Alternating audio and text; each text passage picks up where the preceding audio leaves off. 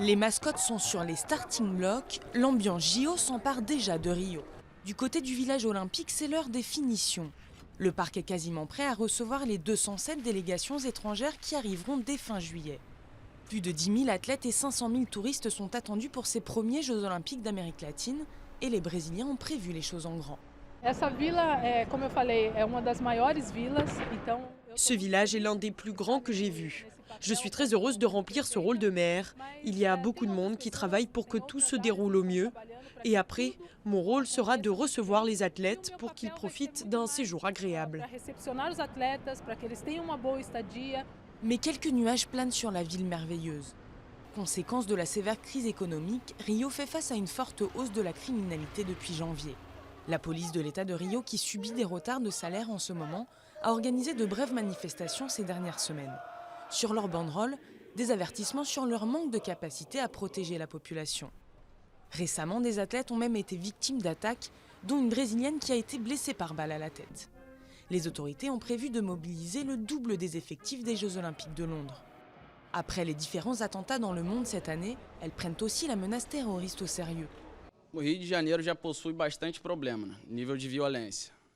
La ville de Rio a déjà pas mal de problèmes en termes de violence. Heureusement, il n'y a pas de problème d'attentats terroristes, mais nous nous formons pour cela. Nous avons pu nous entraîner avec la police nationale française et particulièrement le RAID, qui a de l'expérience en termes de lutte contre le terrorisme. Autre élément semeur de troubles, le Zika. Depuis plus de 6 mois, ce virus transmis par les moustiques a touché 1,5 million de personnes au Brésil. Certains sportifs ont fait savoir qu'ils ne viendraient pas à Rio à cause de cette épidémie, comme plusieurs des meilleurs joueurs de golf du monde. Les autorités ont pourtant martelé que la menace du virus était sous contrôle. Le risque que quelqu'un, athlète ou touriste, contracte le virus du Zika au Brésil est de moins de 1 sur 500 000. Nous attendons 500 000 visiteurs étrangers, donc le risque est que moins d'une personne soit infectée, selon l'étude de l'université de Cambridge. Dernier problème en date, l'Agence mondiale antidopage a suspendu le laboratoire de Rio, jugé non conforme aux normes internationales.